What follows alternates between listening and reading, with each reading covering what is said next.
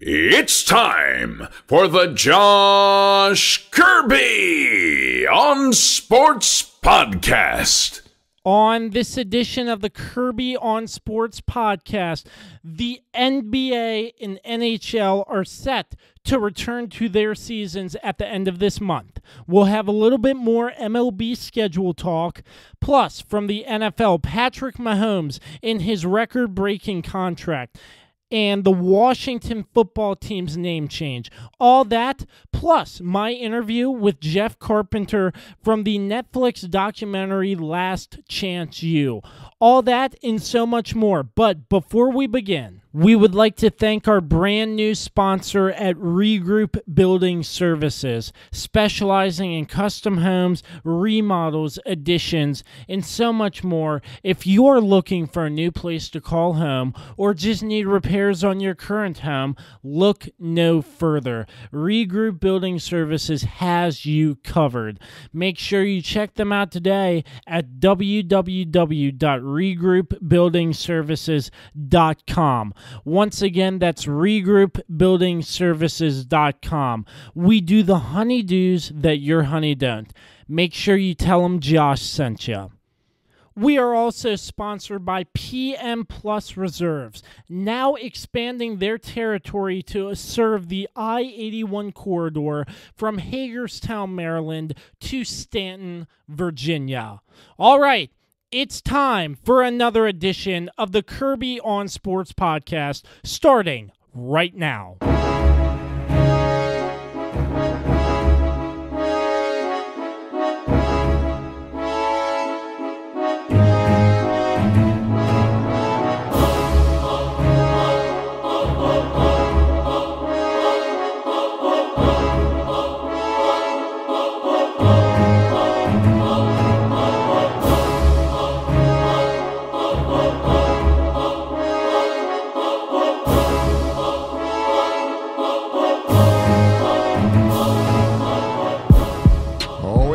Glad you connected. This is Dave Johnson, voice of the Washington Wizards. You have connected to the right place because you are listening to my man, Josh Kirby, on Sports Podcast. All right. Episode 81 of the Kirby on Sports Podcast. As always, we're part of the Mayo Please Podcast Network. We're proud to be sponsored by Regroup Building Services and PM Plus Reserves. Joining me back again, constant contributor, great friend Dan Dembski. Dan, it's good to hear from you. We have a lot to talk about today. How you doing, sir? Doing well, man. Just hanging in there, trying to survive without sports. It's been difficult. By the looks of things, it might be coming back sooner rather than later.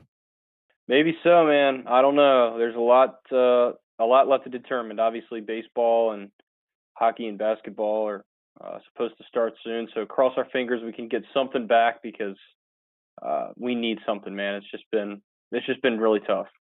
Yeah, I know the feeling, but I'm not really keeping my hopes up because I have a feeling if these sporting events are to happen and then positive COVID tests run off the chart, I think there might be an issue and they might have to shut down again before finishing the season. So I'm not going to believe it till I actually see it. I'd love to have sports back, but it's like, is this really going to happen with everything that's going on right now? Yeah, there's a lot of stuff to sort through, and I think I said that the last time I was on the podcast. There's just this whole COVID-19 has been a lot of unknowns and just unfamiliar things. So we're all sort of learning and trying to get more information as we go. So hopefully we can get through this and start to make a bigger thing out of it. So and try to get back to normal with sports. I miss it, man. It's been difficult without it, and I can't believe it's been 4 months now without sports. It's just insane. Bro, yeah, I've missed it a lot too, and I'm hoping we get this back under the right circumstances and with this virus fully controlled. So, without further ado, let's hop right into it. The NHL announced hockey will be returning August 1st. They're going straight into the Stanley Cup playoffs, but with a little bit of a twist. Both the Eastern and the Western Conference will have round robins to start the Stanley Cup playoffs, putting a little bit of a twist on things. I didn't really understand it at first, but my good friend Robbie Gross over at the Sports on the Hill podcast, he explained this rather perfectly. So I'm sort of going to explain this to the best of my knowledge. There are 4 teams in the round robin, the East and the West, and each team plays once against each other. That just determines seeding. So the round robin, you don't get eliminated from the playoffs. After the round robin, it's traditional playoff format with each team every round, so on and so forth, like a regular playoff. But after each round is determined, then the playoffs get reseeded. So it gets reseeded each round till I assume we get to the Stanley Cup final. So putting a little bit of a twist on things. So Dan, first off, do you like the round robin idea? Because I feel like in my mind, the round robin puts extra unnecessary strain on the teams. And what if somebody gets injured on ice or something during the round robin in these games that just determine seeding, and they won't have, hypothetically, they won't have that player healthy for the real thing? Well, I like it more than I dislike it. I think it gives teams an opportunity, since the season wasn't over, to possibly, play better in this short amount of time and have a higher seed in the playoffs. Um, like I said, I think if the season had been over when all this started, this would have been a lot easier. Just, put the playoff bracket out there in the seeds that they were in when all this started. But that makes it extra difficult. It's definitely interesting. I don't know if I've seen something like this as far as the sports league is concerned. So I think it's a good thing. I think, keeping in mind injuries and things like that, you make a pretty good point with that. You're putting a lot of extra strain on players, giving them a lot of extra games here as we wind down and try to make our way into the playoffs here. But like I said, I think it's a good thing because there really wasn't a solidified playoff seeding. Things could have changed, most definitely, when the season ended still, especially with the Eastern Conference. I feel like that was a lot more up for grabs, higher edge seeds, and a lot of teams fighting over playoff positions. So I think this is a good thing, and I like it, and I hope other leagues. I'm not sure what the NBA is planning to do with this. Maybe something similar, or maybe they're just going to go ahead. I think feel like they were closer towards the end of their regular season, but it was probably probably about the same time. So we'll see what happens with the NBA. But I think other leagues will see this and say that, this could be something, we can see for the future. If hopefully there's nothing like this ever happens again. But I like it. I think it gives, like I said, it gives teams an opportunity to prove their worth and their higher seeding, and it'll really separate the best from the great teams, I think, more than anything else. Yeah, so they're called the Stanley Cup qualifiers.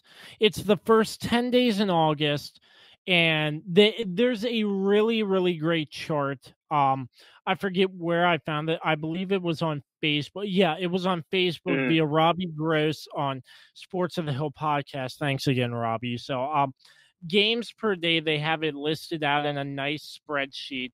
So They're doing a total of 52 games in 9 days, with August 10th being the day off. 5 games each the first 2 days, and the rest of them are 6 each.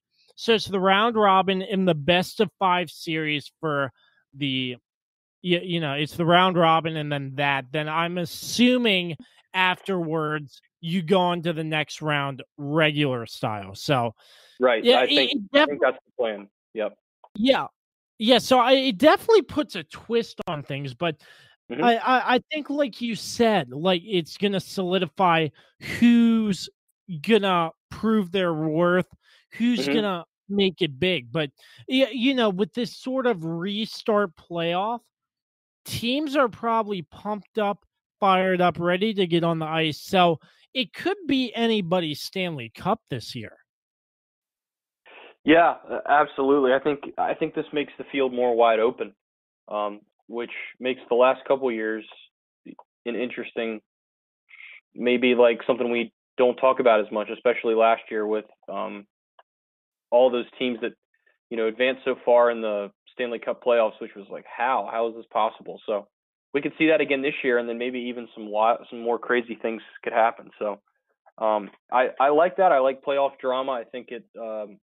Especially now, not only having playoffs or some sort of sport at all, but to be able to have underdog teams have, more of an opportunity to move their way up and like you said, and like I said, to prove your worth and show that you belong and show that you can make a run at the Stanley Cup, Stanley Cup. Then that's that. I think that's the ultimate goal with this, and I think it's a great idea, and I think it'll work out well. Yeah, so the section Toronto and Edmonton, surprisingly, with the hub cities and whatnot. Yeah, I'm very surprised it's in Canada, because I thought they had different rules, but I guess they're playing up there. But one thing I saw was hilarious. There are hotel assignments, and I saw the Eastern Hub teams in Toronto. They have two hotels, Hotel X and the Royal York. The Royal York is for everybody who is not in the round robin. Hotel X is the teams in the round robin plus one more. So you have Boston, Tampa Bay, Washington, the Philadelphia Flyers, and the Pittsburgh Penguins. And I could just see the responses on Twitter to that, and I just thought it was hilarious. Yeah, that's interesting. You're putting all the teams in one in one hotel there.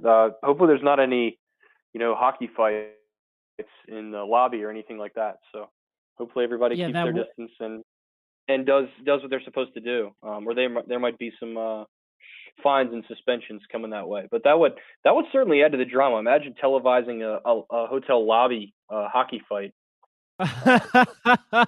Oh yeah, exactly. That would be very, very interesting. So, Dan, before we move on to the NBA, touching on the NBA, I talked to Jason Kamlowski of Hmm. Prospects Live about this, the MLB 60 game schedule. I sort of want to get your thoughts on this, because being that you are an Orioles fan, you are facing new competition. You'll be playing the Nats and the rest of the teams in that division 5 or 6 times instead of other teams within the league. So, what are your thoughts on the whole MLB schedule? It's interesting, to say the least. It's kind of cool that we get an opportunity to to play some teams that we really don't get to play that often. And, so for me, I think that's pretty cool to see players that you don't really get a chance to see, especially in the NL East and other divisions. So it's exciting, I think, in a way. First of all, I'm just excited baseball will finally be back. That's going to be a relief. I've been waiting and waiting and waiting for that to return. So is cross our fingers that everything stays the way it's supposed to stay, and everything turns out. But yeah, I like it, because I think there's a certain cat and mouse game when you have a team, when you play a team that you're not used to playing that often, and you're facing a pitching rotation and certain players that you're really not used to going up against. So I think that adds to another layer to it, I think, in a way. You're not just seeing the same old players and managers and teams, and I think stadiums too, even though there's no fans. But I like it. I think it's a good idea, and I think it might be a sign of things that could come possibly. We could see maybe Major League Baseball in the coming years start to reduce the schedule and add more out of division games, and then out of league games too. I think that's a good thing in the long run, and you get an opportunity to really, experience baseball in a wider scope, I think, than just playing strictly American League teams and maybe a few National League teams sprinkled in like you would in a regular 162 game season. So overall, I think it's a good thing, and I think it adds another element of, I guess, of like a new sort of feeling. You know what I mean? Yeah, it adds sort of like a spice to it because you're not facing these opponents every single season, Exactly right. That's what I was trying to say. I couldn't find the words, but you did it for me, so thank you. And the universal DH, that adds a whole different element. What are your thoughts on that? It's about time, I think. It should have been a thing long ago, but I'm happy that it's universal DH now across both leagues, and that'll also make it interesting too. What the National League what players represent the National League teams? Who do they choose for their designated hitter? How does it work out? Is it good from the beginning? Do they have to sort of figure that out as they go? I think that's going to be an interesting storyline going into this season, among other things, on top of all the other junk we have going on. But that'll certainly add another element to it, and you may see a different strategy than you would from a lot of National League teams. Yeah, I think this season is all about strategy. Like I was talking to Jason about how they're going to manage players. Is starting pitching going to be a factor? Relief pitching, DH. With 60 games, it's more of a sprint than a marathon. Exactly right. Especially with a shorter season, you got to get things sort of figured out quickly. And with all the new rules, especially with the universal DH and things like that, and just players having 4 months off when spring training normally leads right into the regular season. Who's gonna start off cold? Who's gonna start off hot? I mean, that's going to be a big thing moving forward too. Yeah, absolutely. So let's move on really quickly, touch on the NBA. The NBA restart starts on July 30th with a handful of teams. Most of them were set to be in the playoffs, some a couple games out. I'll list them off: the Celtics, the Lakers, the 76ers, the Brooklyn Nets, the Grizzlies, the Suns, the Mavericks, the Heat, the Blazers, the Nuggets, Bucks, and Kings, the Spurs, Pelicans, Rockets, the Pacers, the Thunder, the Raptors. You got the Jazz, the Clippers, the Washington Wizards, and the Magic. So how it's going to work, they have 8 regular season games across the board, then into the playoffs. So 8-game regular season in Disney World. So everything's done in Disney World. I saw a picture on Twitter, like practice courts getting put in a convention center down at Disney World, or the Disney that's down in Florida. I get the two confused, but yeah, you know what Disney I mean. World. Yeah, you said it right. Yeah, but still, they're laying practice courts in a convention center, which I thought it was really interesting. So every team is down there in Orlando, and they're going to be competing for the NBA Finals. So, once again, I think it's an element of, anybody can win this Finals because it's a restart. I feel like it's the same with any league starting back up into the playoffs or something like this, but I feel like there's going to be an element of surprise on who can make it. Who knows? Maybe the Wizards, who haven't Mhm. been doing the best recently, can make a run and finally win a championship. That'd be crazy, but I mean, It's that's possible. stuff that could happen. Yeah, it's possible. Yeah, I like what you said there, and I think playoff drama is what is what I saw in several articles. Um, it's similar to the NHL thing where they have sort of a play-in, but it's differently. They're actual games, 8 games ahead of time that are a little more organized, I think, and a little less confusing than the NHL's plan. But certainly, I mean, you could have a team that barely scrapes into the playoffs, and you know that can make a run to the. I really think to the finals. Is it likely? Probably not.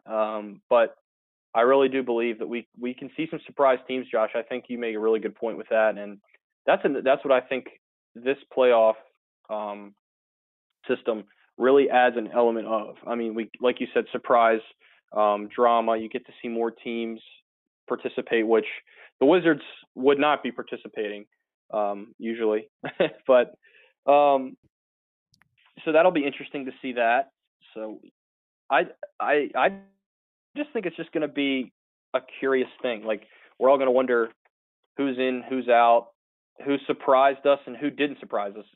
As in who dominated, who we thought would dominate, and all those questions will be answered. But um, I like this a lot. I think it's another cool idea that the NBA came up with, and I just hope that all these leagues, they can have the proper COVID-19 precautions and keep players healthy. That's the number one thing, Yeah, um, absolutely. and hopefully all players stay healthy and they're able to play and fans are able to enjoy. I think that's the number one thing here. Absolutely. So, pretty much that's the rundown of all the leagues that are coming back into play end of this month, beginning of August. So, no holds barred. We'll get some sports back, and Kirby on Sports will have you covered. Let's move on now to the NFL. The NFL announced a couple weeks ago that the Hall of Fame game has been canceled. Mhm. They're potentially going to reduce the amount of preseason games from 4 to 2, which I agree with because I think they the announced that already. Yeah, I think they're doing that. yeah, so I Mhm. mean, 4 preseason games was way too much to begin with, especially week 4. That was when nobody names you haven't even Yeah, heard of four show string up, players. Yeah, play. exactly. Like nobody's in the stands. It's like, why do we have a week 4 preseason? So I like that. Yeah. It still seems to be that the NFL is going to be on time. They will be starting their season on time. Let's hope it stays that way, but it's going to be really interesting to see. But so far, they've canceled the Hall of Fame game and they pushed the enshrinement of the class of 2020 to 2021. Yeah, that's interesting too. But I'm glad they did that because you want to really do it in all with one fell swoop. You want to get all that in one weekend. And those players who made it to the Hall of Fame deserve to have a proper weekend. So I think that's the right move. Also, I think canceling the Hall of Fame game was probably a great idea too because I mean, it's quite the spectacle every year. You have a lot of people coming out, and the event wouldn't be the same without fans or without people, spectators seeing it. So I think that was a smart move on the NFL's part. And here's another thing for the future. I mean, reducing the preseason schedule, which should have been done, like I said, years ago, similar to Major League Baseball trimming their season down. I think this is an opportunity for the NFL to trim the preseason down to 2 games permanently. I think is really the best thing to do. The first week um, you see backups and things like that, and the second week you start to see more starters. I think that gives a good enough time. I just think, like you said, there's just too many. There's just too many weeks. I mean, you have 4 weeks, and by the fourth week, and you have a guy who is signed, undrafted free agent who gets cut the next day. who is on special teams. You get to see him a lot. So I think it's important that they do that for the future. But I think the NFL so far has made the right decisions. And like I said, similar to Major League Baseball, the NHL, and the NBA, safety and health is the number one priority here. And, all this stuff is great. And reducing the preseason and all of those things and trying to look forward to the regular season, whenever that, hopefully by then we have knocked this down a little bit, but we'll see. You never know. They're going to be obviously monitoring players' health the entire time. So I know I kind of went off on a tangent there. I'm good at that. I apologize. But I do like the shortened preseason, and I do think the NFL has made the right move so far. And I think right now they're setting themselves up for a successful season, barring anything with COVID-19, which nobody can speculate what's going to happen with that. Yep. Yeah, absolutely. But sort of sidetracking here. The NFL did mention something about adding another regular season game to 18 weeks in a season. Yeah, 18. But yeah, with two preseason games. Do you like that idea? No. I'd rather have more games at the end of the season. Take away the two preseason games and add them so more teams have a shot at the playoffs.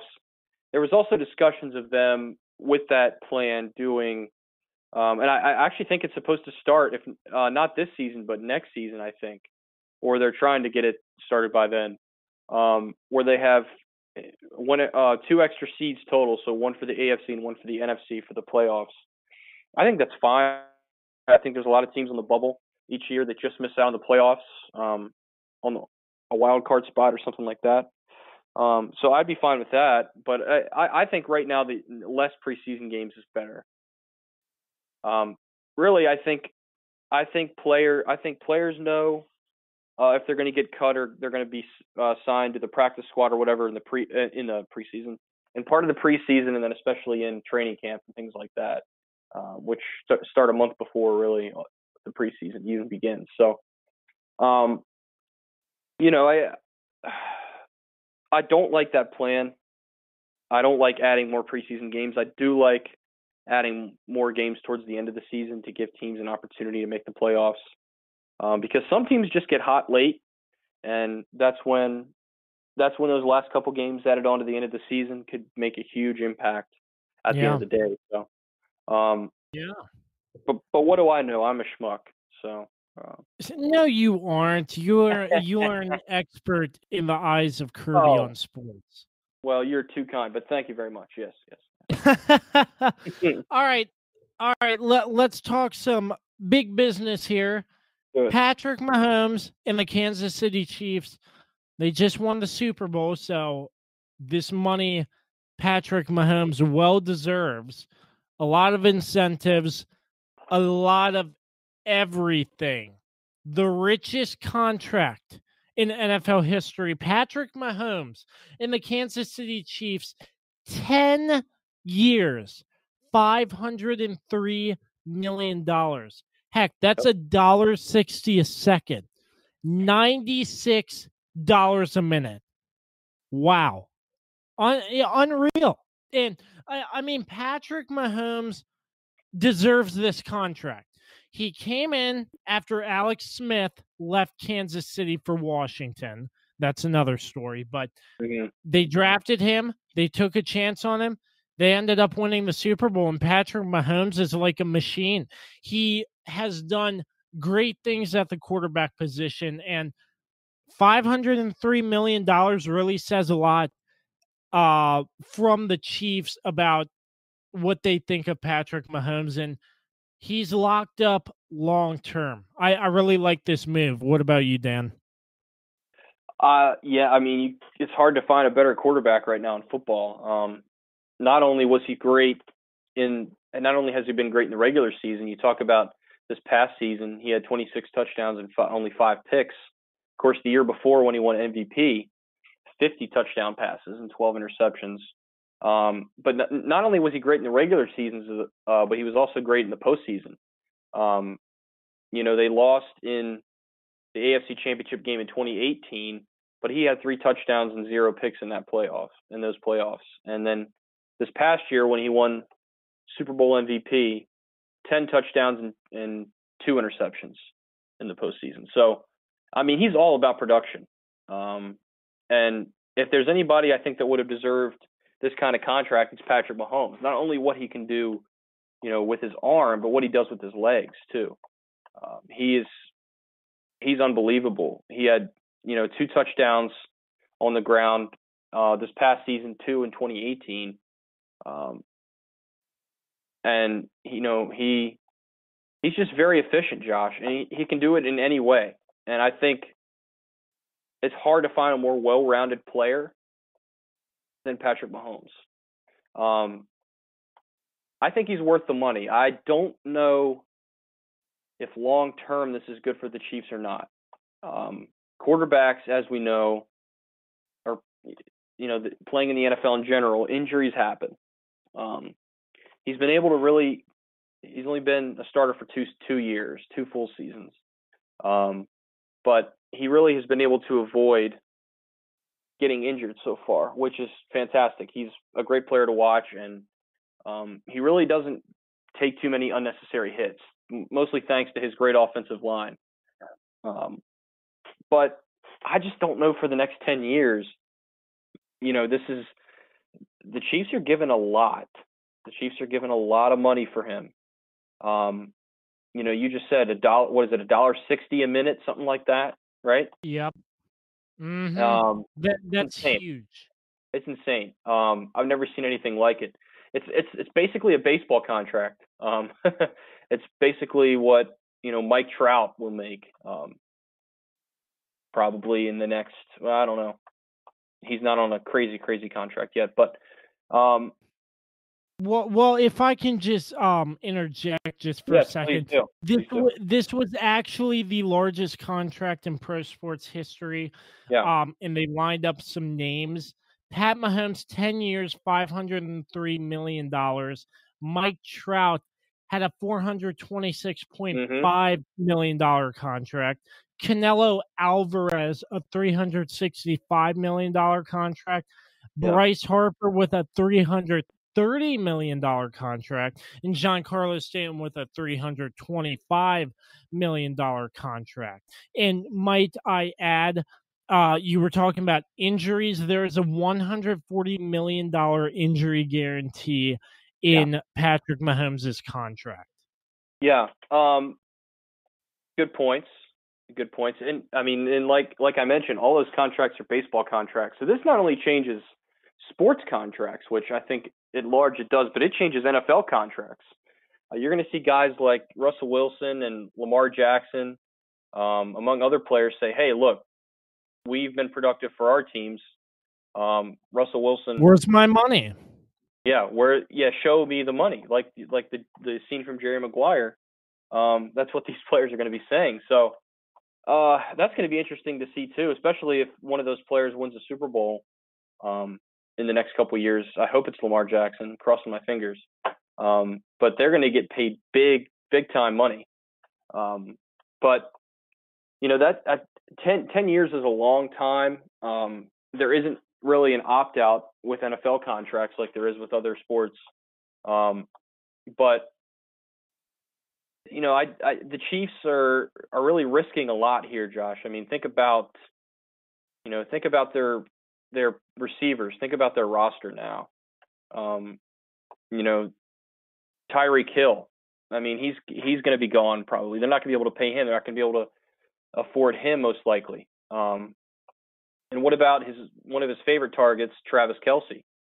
You think those two guys are going to want big bucks in the coming seasons? And who knows who else? A lot of their other players, I think, would be willing to, be paid less. I really do. But those two guys that have really just been a huge part of the Chiefs' offense, they're going to want big-time contracts, and the Chiefs are going to say, "Look, we can't. We got all our money in this guy, and he's the quarterback of the future, and he's here for 10 years. So got to take a hike, I guess. That's what they're going to have to tell these players. That's a really good point. Because I feel like it's sort of not putting the team in a good position because they have all this money tied up in Patrick Mahomes. Mm-hmm. Because like what if Tyreek Hill or Travis Kelce wants a buttload more money and they can't give it to him because they're tied up with Patrick Mahomes. Yeah. Exactly. So that's a great point there. So in the next couple of years, if that happens, yeah, I don't know, but if that plays out in a way where the Chiefs have to let a really good player go, then, I feel like quarterbacks should get compensated well, but in the respects of Patrick Mahomes' contract, I think it ties up way too much money. Well, and the NFL, the way it works with the salary cap is it makes it difficult to have one high-paid player and still have a solid team. That's why you see someone, and this has been a common example, the Patriots with Tom Brady for years and years and years, would reject this big sort of paycheck that he probably rightly deserved. He won 6 freaking Super Bowls for him, and the Patriots were always able to build around Tom Brady. That's what it was always about, building a team, not just having one player. So I think that really puts a chokehold on the Chiefs' spending for the next 10 years. And not even looking at the defense. I mean, you have some great players on defense. Chris Jones, one of their best defenders. He's the one that stands out to me. But how about the Honey Badger, Tyrann Mathieu? I mean, he's really stood out there. Of course, he's always been a great player. So among other players across the board, they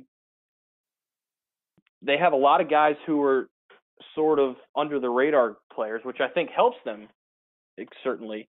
But then you have guys, like I said, like Kelce and Tyreek Hill, who they're going to want big paychecks, and maybe Sammy Watkins too, who really has revitalized his career and found a new home in Kansas City. Who knows? Who knows what his future holds? So I think, like I said, this puts a chokehold on the Chiefs for the future. It's a great contract for Patrick Mahomes, and he's well worth the money. I'm not sure about the time of the contract. The 10-year contract is quite a long time for me, and I'm not a fan of the time. I think he's well worth being the highest paid player in the NFL, which now he's got the richest contract of all time, and it's by at least $100 million, not even close, like you said earlier.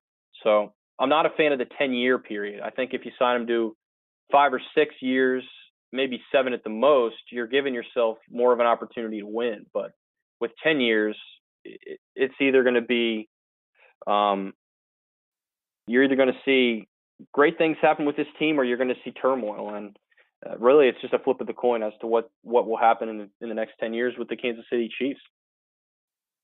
Yeah, so a fun fact about this contract. By the time Patrick Mahomes' contract is up, the New York Mets will still be paying Bobby Bonilla. Oh, my God. Unbelievable. That contract's still insane to me. The Bobby Bonilla contract, just to get sidetracked for a minute. My goodness. I still this goes to show you deferred money goes a long way. Because most of these players want the money now, But if you get the money deferred, if you get the money deferred, then wow, you're getting money well after you retire in Bobby Bonilla's case. Yeah, but you have to look at how they spend the money too. I mean, if maybe someone like Bobby Bonilla has done a good job of not going crazy. Plus, he knows he's going to get that money every year, so that's always a nice comfort to have. have the old bank account get hit once a year with that huge amount of money. It's that contract through 2031 or something, or 2032. Yes, it's something like that. Yeah, it's past it's like you said, it's past the Mahomes contract, but it's within the next 2 years, I think of that. Still insane. It's still insane. Yes, sir. So Patrick Mahomes, the richest contract in NFL history. Let's talk about one more thing. An issue that started around 2014, now recently came back into light. This might actually happen. The Washington Redskins and their name. They're possibly changing their name. It looks more and more of a greater chance like the Redskins are going to change their name. This started back in 2014. People are like, the Redskins name is racist. Dan Snyder was like, yeah, we're not changing the name. But nobody big was involved. Now you have big time shareholders. Their sponsor, FedEx, and they're telling them, change the name or we're pulling out, we're buying out, we're and like not sponsoring the team. FedEx threatened to remove all their signs if the Redskins didn't change their name, and there are reports like Dan Snyder's getting pushed out or something. Still, it has to be to Washington. All the turmoil, bad luck, but this Redskins name change,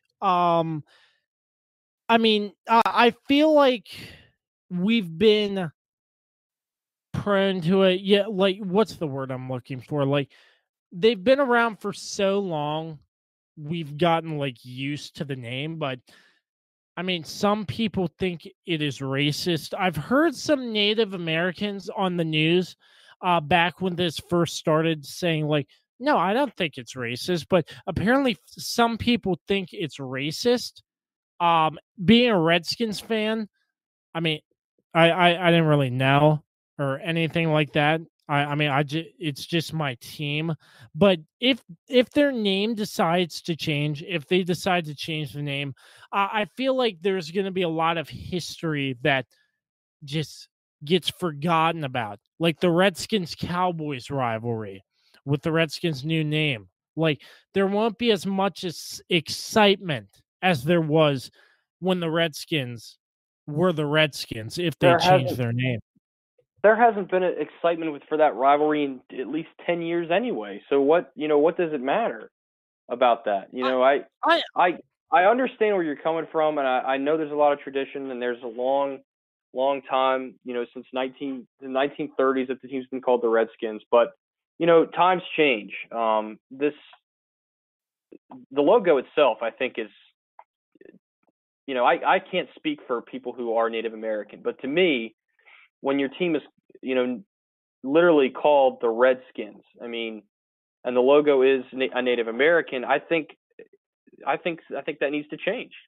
I really do. And this is a new tweet from Clarence Hill Jr. And it says, per Charles Robinson, and this was 4 hours ago, a name change for the Washington football franchise is imminent. Teams have been told to scrub the old racist logo off their platforms. Robinson says a new name change could be revealed in the next few days. So it's bound to happen. Now, whether the Dan Snyder stuff, whether he is pushed out or not, he's not gonna sell the team, and he's not gonna leave. He's Dan Snyder. He's got too much arrogance about him, I think. Just walk away or sell the team. You know what I mean? So I would be very surprised if he does one of those two things. But I think it's time for a change. I think this whole movement is a good time to do it, and there's a lot of good names going around there. So we'll see what they come up with. I really like the Red Tails. I think that's a good solid name. And I disagree that people will forget about the history of the Redskins franchise. I mean, you're talking about 80 years worth of history where, at least back in the 90s, they used to have a good team, and people alive. There are many people alive that remember how good those teams were. And we have film to prove it. We have tons of footage and things like that to look at. So this isn't an issue of forgetting the history. I think that's a little silly, to be honest with you. And I think it's time for a change, and I think this is a good time to reevaluate what the name of the team is. And I'm kind of glad that it's all happening the way it's happened. I think FedEx and other sponsors have handled this the right way. They've said, look at your team name and see what you can do about it, and make a change for the better. So I think it's a good thing. Yeah, a lot of things went into me saying the history will be forgotten and stuff like that. But like, look at all the Redskins legends, and with this new team name, how are they going to remember? How are people going to remember legends who played for the Washington Redskins once they changed their name and stuff like that? That's just what I think about being a Redskins fan. So I know you might have differing opinions on that, but still, how are they going to honor what the Redskins were back in the day with this name change? Look, the team name doesn't matter. We still have the name Washington attached to it. We still have the city where, well, now they're in Maryland, but we still have the city where the majority of, those great moments came from. That doesn't change anything. Now, if they had moved or something and they had changed not only and they had changed the name, then that'd be a different story. I would be willing to agree with you on that. But they're not moving. They're still in they're not in Washington, which is stupid to me anyways. They shouldn't be in Maryland. They shouldn't be in Landover, Maryland. They should be in D.C. or they should be in a neighboring suburb. Anyway, that's another rant for another day. They're not moving. They're not going anywhere. So the Washington name is still attached to them, and the people aren't going to forget their history. They're gonna find ways to look back on what the Redskins accomplished, and things of that nature. And they're going to keep the names retired and the numbers retired and the Ring of Honor and things like that. All that stuff's going to stay the same. They're not going to remove that. I don't even know if it says Redskins there anyways. I haven't been to FedEx Field in a long time, up where they have their Ring of Honor and things like that. But none of that stuff's going to change. They're not erasing history. They're just changing a team name. They're changing a mascot, for God's sakes. It's not that complicated. I understand where you're coming from, and I think you make a good point. But it's pretty simple at the end of the day. It's not that complicated. So people are trying to make more out of it than I think there's there. So we'll see what happens. But I would be shocked if they, if they forgot who their players were. It's just not going to happen. Yeah, and I think it's sort of a marketing scheme in a ways, because if the reports are true and they're going to come out with a team name back in the day, since Nike, since Walmart, since Target took every Redskins apparel down, all their apparel, no more Redskins on any of those sites. If that happens, how much revenue are they going to get from fans updating their gear? The amount of Redskins stuff I have in my house is ridiculous. And if they change the name, that's going to put a hurting on people's bank accounts. Well, you don't have to buy the new team's gear. And that's another thing too. I have a feeling they will do a thing where you can trade in, maybe not, obviously not jerseys or higher priced items, but T-shirts and things like that, Redskins T-shirts, and they'll exchange with whatever the new team name is. I have a feeling they might do something like that because teams have done that before. There's no way you're going to be able to tell people, you can't wear a Redskins jersey, you can't wear a Sean Taylor jersey, you can't wear a Mark Brunell jersey, which I don't know why Mark Brunell was the second player I thought of. But my God. Todd Collins. No, I'm just kidding.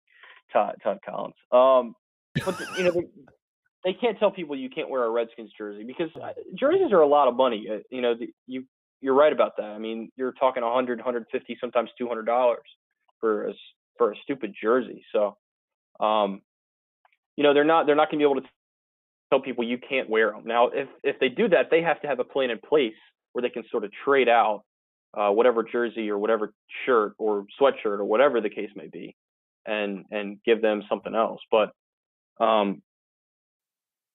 people will be inclined to buy new gear, and I think that'll happen.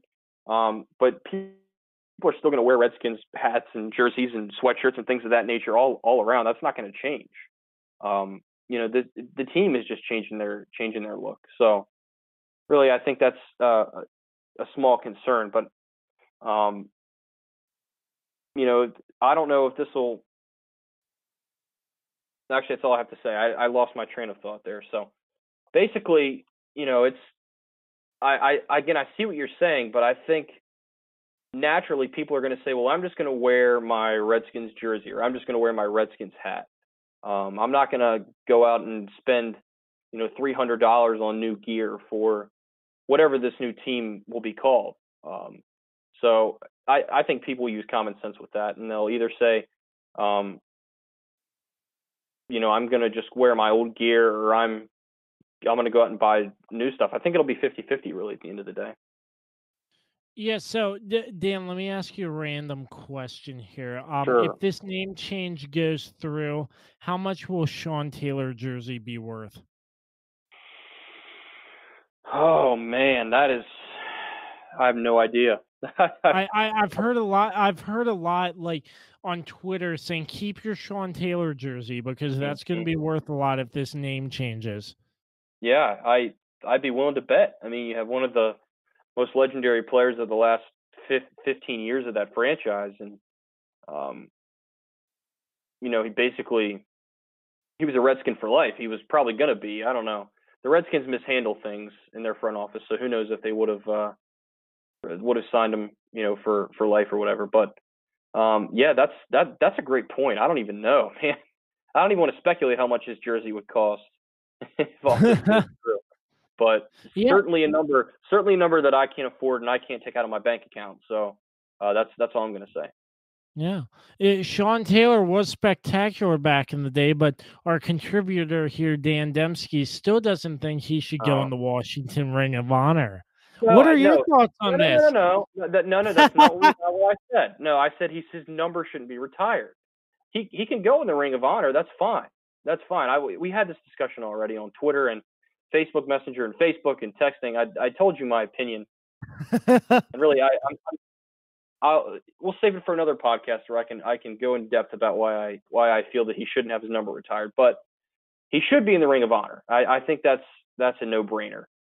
What he was able to accomplish in just a short amount of time with the franchise. And when you say Washington Redskins, a lot of people's minds, especially people who are our age, goes directly to Sean Taylor because that's who we got to see growing up. And that's who we thought of when we thought of the Redskins. Or I guess, well, no, I wouldn't say RG3 because, well, maybe you think about the bad side and you think about RG3. RG3 was like a one and done, sort of. Yeah, and that's I think would been when people think about that. So, and I think, yeah, how I feel. I'll never forget when RG3 turned the 2-6 season, ran the table, and ended up 10-6. But he got injured. But that was a great moment. But other than that, like you said, Sean Taylor, Redskins. That I mean, you put the two together. He was historic there. Mm-hmm. Yeah, no doubt. And I never said he shouldn't be in the Ring of Honor. I said he shouldn't have his number retired. I'd like to clarify that. Yeah, that was my mistake. I do apologize. It's all good. I just don't want you putting shade on my name. That's all. Shade on Dan Dembski's name. We're all good. I think we're understood. So. Yeah, well, we just don't want to have a falling out over this podcast, and then we say a bunch of stuff we don't mean to say and whatnot, and then curse each other out, all this, all that, and then be like, "Oh, Sean Taylor's the best." But that's about everything we have covered. We took you all the way around the league, pretty much. The NBA, the NHL, MLB, and the NFL. So a lot covered. We have more on the other end of this, but before we go, Dan, thanks once again for joining us on the podcast. Are there any last words for the fans, my friend? It's good to be back, sort of. Hoping to make this a more regular thing. I know I haven't been as good about being on the podcast, and really appreciate all your guys' support and listening to the podcast and interacting with us on social media. And just very fortunate. Thank you guys.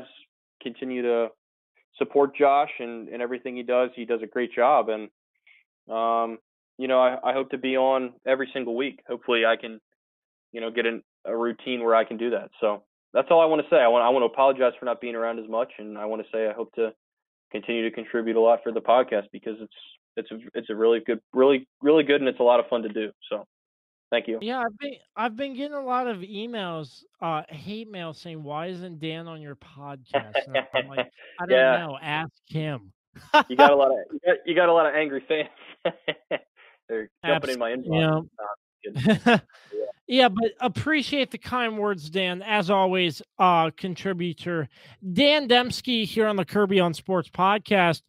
We'll continue the podcast right after this. You're listening to JK Sports. All right, welcome back, the Kirby on Sports podcast. Pleased to be joined by a special guest from Last Chance U. If you haven't heard of Last Chance U, it's the Netflix original documentary taking you inside small town college football teams.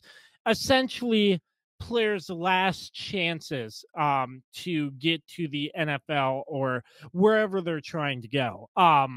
And Jeff was recently featured on season 3 and 4 as the radio broadcaster for the Independence Community College Pirates out of Independence, Kansas. So let's bring him on right now. Jeff, it's great to hear from you, sir. Hopefully you are staying safe during these tough times. How are things going, sir? I'll tell you, Josh, first off, thanks for having me on the show. I appreciate it. Things are fine. I'm blessed, thankful, health-wise, everything's good with myself and my family. And, I work through a healthcare facility just a few miles from where I live. So, during this COVID crisis, it's been tough for everybody, but you know what?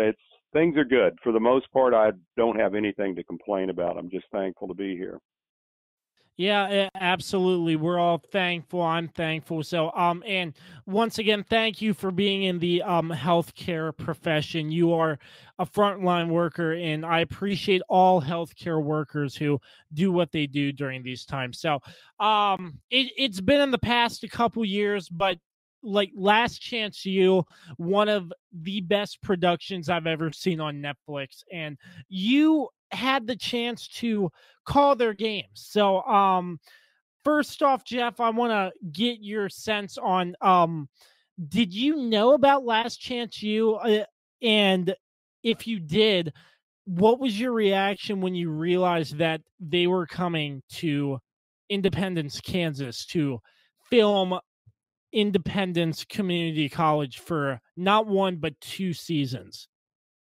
Well, first off, I did know what Last Chance U was prior to him coming to Independence. I watched it during seasons 1 and 2 with East Mississippi, and love the series.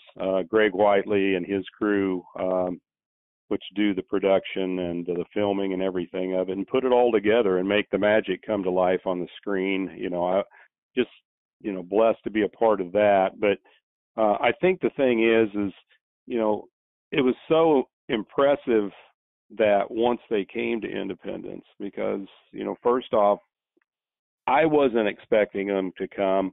I had heard rumors they were going to come. All of a sudden, one day I hear, hey, they're out on campus, they're filming, they're doing this, they're doing that. And it just got caught up in the whirlwind, Josh, quite honestly. And I think that was the thing. It was like they blew in out of nowhere, and all of a sudden here is Hollywood cameras up and down the streets of Independence, Kansas, filming everything. And people knew, of course, what Last Chance U was, and they knew it's world famous show, and it's watched all over the world by millions of people. And now all of a sudden they're filming in our town, and that was almost surreal, I think, for a lot of people, including myself at first. Yeah, so what was it like? Like, did it change anything on campus or anything? Did it change? Like, I know you call the football games. I'm not sure how close you were to the team, but did it change the attitudes of some of the players or anything like that? Well, I think, when the cameras first got there, and I imagine it was the same for East Mississippi in their first season when they started filming, is, a lot of these players, of course, they're young kids, young grown-ups, I should say, in their teens, and they've got these cameras around them, follow them everywhere they go. So it does change, I think, how you prepare, practice and, just your makeup and mental mindset to play the game of football, because you're a young person and you're involved in all these cameras everywhere, and about the show, and it's going to be shown all over the world, and basically you're going to be plugged in to mainstream social media, and you're going to be an iconic figure. And I think that's the thing that some of these guys can't handle that real well. Some of them handle it real well, like some of the D1 bounce back guys, the guys that transfer in from Division I programs for whatever the reason, to only be there for maybe one season to play at the JUCO level. They can adapt to it a little easier because they've been around cameras in a bigger stage and audience, at the Big 12, SEC, Big 10, whatever it is. So they can adapt easier to it. But it does change some things, I think, initially. Now, for the coaching staff and for myself, it didn't change anything. I just appreciated the fact that I could see it all happening and see how it was being put together and be a part of it. That was really cool for me. And it was something, that, again, it was a once in a lifetime opportunity, and I'm really thankful I had a chance to do it. Yeah, so some of the players that were featured included Malik Henry, the quarterback. He transferred out of FSU, Florida State University, excuse me, but had some troubles there. Other big name players that were mentioned: Carlos Thompson, Kingston Davis, Emmett Gooden, and Kerry Buckmaster. Out of those names or any more, after those two seasons were up for Last Chance U in Indy, do you know of any players who made the bounce back to a D1 college and or made it pro? Well, we've had a lot of those guys go on to D1 colleges once they leave Independence. I mean, we're averaging, 35 to 40 kids signing every year since Last Chance U was there that goes on to D1. We have guys that are playing now in the NFL. Delrick Abrams, who was a cornerback for us during the Last Chance U series, he went to Colorado for 2 years, played there, and then he made the team for the Atlanta Falcons. So he's going to be with the Falcons this next year. So that's pretty exciting for us. And Raheem Boyd, who is the running back for the Arkansas Razorbacks, he's at his senior year this year. Big things expected from him. He could potentially go late first round, second round in the NFL draft. So, we're going to see some guys from Independence Community College, playing on Sundays on the big screen for everybody. And it's exciting for me because, I'm pretty close to the coaches and the players. And, I've got to know a lot of these guys, and it's just great to see them elevate to the next level that they're all trying to get to. Yeah, that's great insight there. So I want to get your take. The first season when Last Chance U came in, Indy had a spectacular season. One game in particular, the rivalry between Coach Jason Brown and Jeff Sims of Garden City. That was a matchup in the books. We've seen it on Netflix. And they actually beat them the first year. And the second year, not so great of a season, and ended up tempers flaring over between the two coaches. Just one point there with that rivalry, but other than that, what was your takeaway from the season that was in the first season when they were there? They were doing so well, and then turning around and they're not doing so well. What were your takes on those two seasons? Well, obviously, the first season, which was season 3 in the Netflix series of Last Chance U, yeah, it was a great year. It was a dream season. 8-2, we go in the regular season. We also win our first bowl game ever. We're conference champions. Head coach Jason Brown, the former head coach for the Pirates, he was the Jayhawk Conference Coach of the Year. So everything went right for us that year. Plus, Netflix was filming us. So it was a rags to riches story, and a dream come true. And I think we kind of became the media darlings for everybody all over the world that watched the show because, we were that story of, the underdog coming out of nowhere and being so poor football team over the years leading up to the last 3 years. And now all of a sudden we've become a powerhouse and we're recognized across the country as one of the top programs. So that was a great year. That was something you could only dream of. And then the second season of Netflix, which is season 4 for the Pirates, we go 2-8, which is in a complete flip-flop of the year before, which obviously is hugely disappointing to us and the players and the coaches and everybody.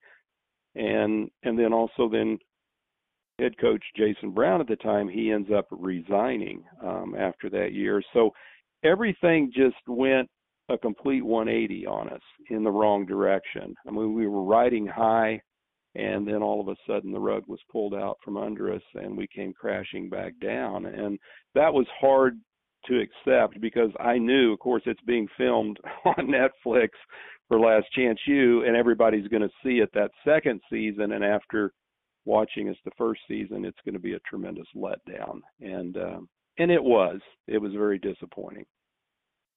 Yeah, so you were in the booth. Tell us about that rivalry between Coach Brown and Coach Sims during those two matchups.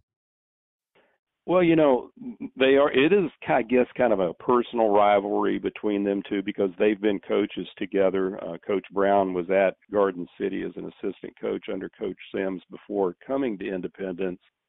So that's kind of where the rivalry, I guess, takes place between those two guys. I think they're both very good coaches. And a lot of times you have guys that are great leaders and stuff. They have a way of doing it only their way, and a lot of people don't agree with it, but that's what makes them who they are. And I think the rivalry they had was just because the fact that they both hated to lose so bad that they became very competitive with each other. So you would see that, and you could hear some of the comments made and stuff during the show. But I think whether those guys probably won't admit it or not, there's a certain degree of respect that goes along, with each other as well. So the rivalry really was just between, Jason Brown and Jeff Sims, if you will, just because that got created from the Independence Garden City games. But, Garden City really has never been a rival for Independence until Coach Brown came to Independence during the Last Chance U. Yeah, I do remember hearing about that as well. So, Independence, Kansas, most people have probably never heard of it. With Last Chance U coming on set, do you think it put a name for Independence, Kansas, and did it put Independence Community College on the map?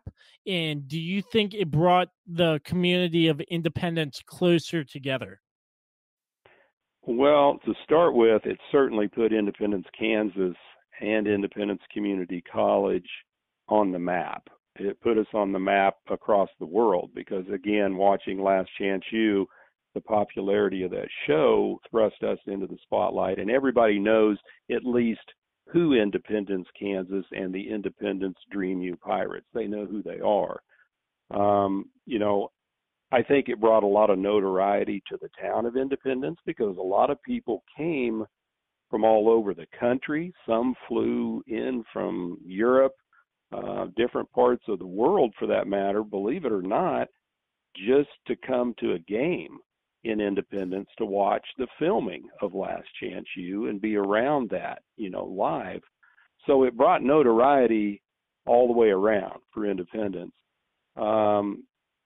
As far as you might hit me again with the latter part of that question, Josh, but do I think what now as far as the town itself, or do you think it brought the town closer together as right. a community? Yeah, to be honest with you, and that's a really good question, I don't know if it really brought them any closer. I think, to a certain degree, there was a little bit of a divide temporarily because you had some people that were fiercely loyal to Coach Brown and the program as it was, and then you had some people that weren't, and they didn't like either Coach Brown, the way he was as a coach.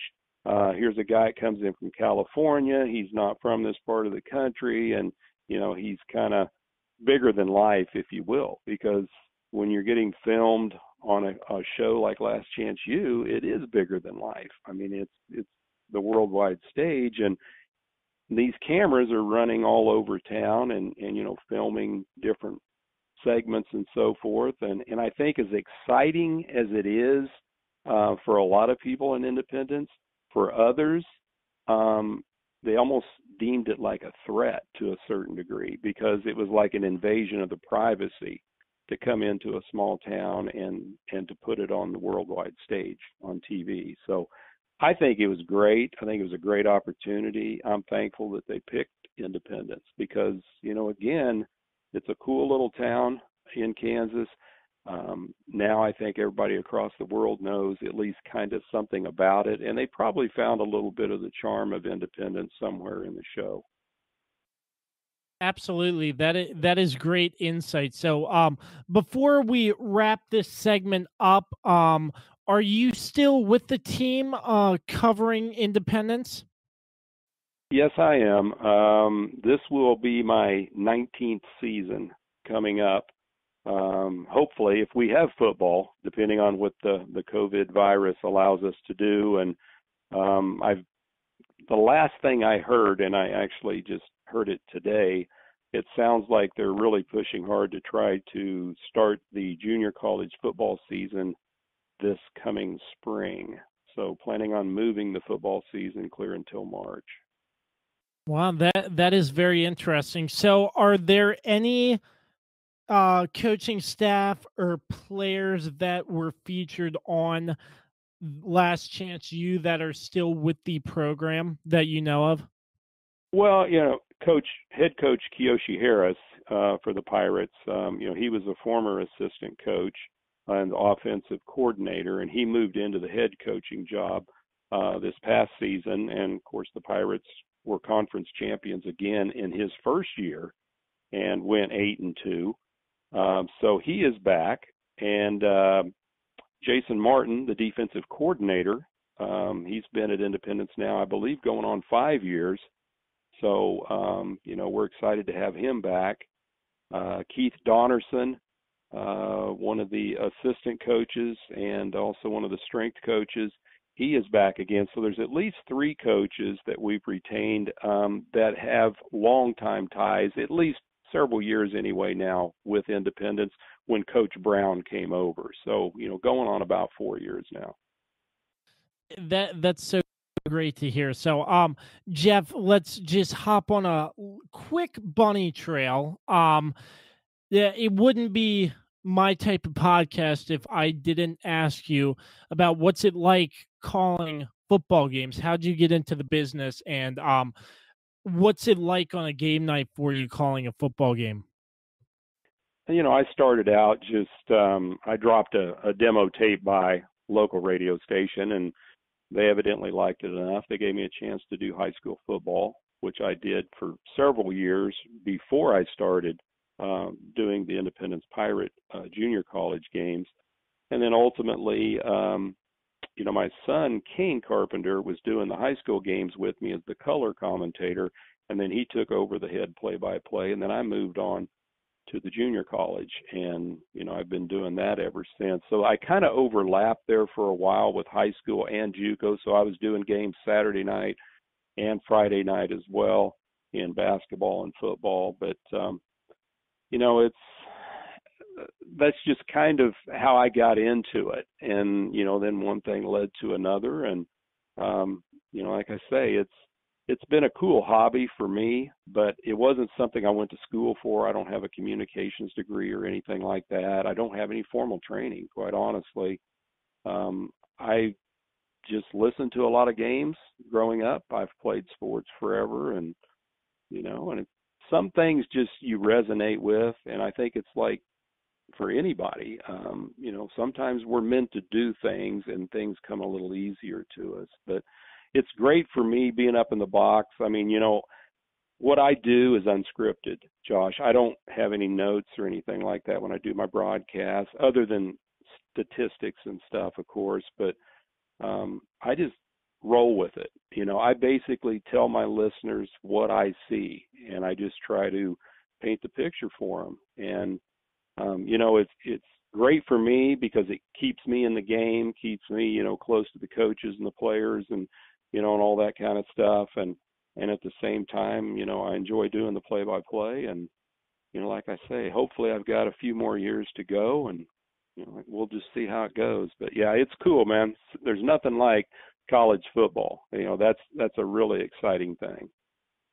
And I think it's really cool that father and son duo in the broadcast booth at the same time. I don't think I've ever heard anything like that before. I'll tell you what, man, that's what kept me into broadcasting, because my son Kane started at the same time I did. So he started way back when he was early stage of high school. And that was kind of our father and son time together, especially when we'd go on like road trips. We'd drive, hour and a half or so away to out of town games.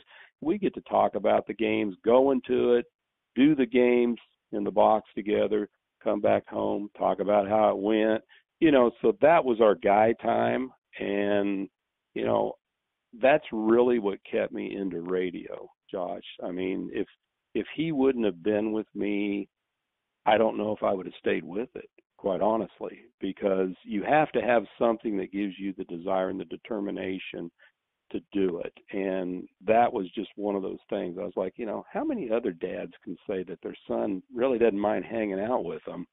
And here we are doing games together and stuff, So that was cool. It really was. And, like I say, he does a great job now doing the play-by-play for the high school games. So I'm really proud of him.